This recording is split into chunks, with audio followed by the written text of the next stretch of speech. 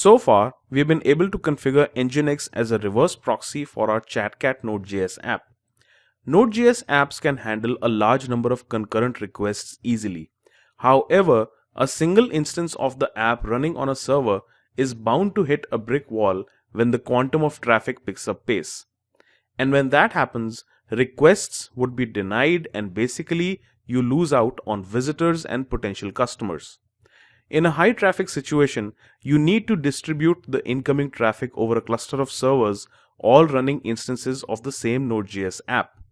Consider this familiar situation. For instance, we created a single cloud server instance here on DigitalOcean and earlier in the course on Amazon Web Services, and we installed our Node.js app on it. In this section, we also installed Nginx as a proxy for our Node.js app. In this case, everything is on a single server, which will lead to the situation which I have just mentioned. The power of cloud servers is in its ability to easily spin up new server instances when needed. So let's say we do spin up multiple servers with each running instances of the Node.js app. We still need a mechanism that distributes our load across these servers when the traffic peaks. That is precisely what a load balancer does. Nginx is a fantastic load balancer. This is how a practical deployment should look like. Here, let's say Nginx is set up to run on a server with the IP address 104.236.40.71. Then we can set up multiple cloud instances, let's say, and hook them up to Nginx, which will evenly distribute the load as it peaks. Here, the IP address mentioned is for illustration purposes only.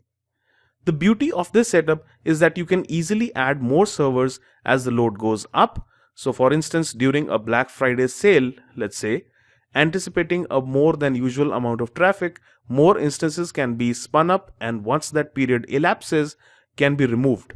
This way you only incur cost for running the servers for the duration that they were up and running and still be able to manage the load and deliver efficiently. So let's say we consider this illustration as a real world scenario. Let's see how we can easily configure Nginx to work as a load balancer. We're in our configuration file in the sites enabled folder, and let's say we have the 4 server instances up and running with the Node.js app running on port 3000. All we need to do is add references to all the servers in the upstream block.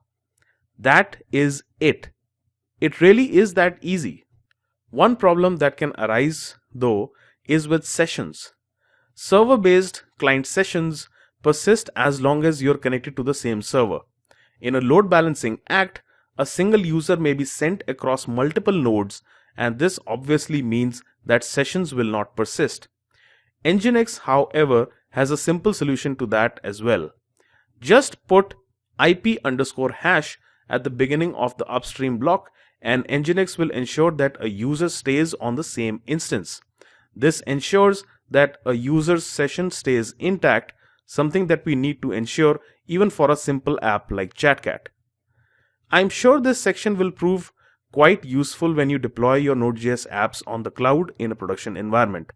Whether you deploy on Amazon's EC2 instances or DigitalOcean or any other cloud host, the rules of deployment remain the same. And with Nginx at your side, with its reverse proxy, file caching, and load balancing, you can be sure your web application is ready to face the world with open arms.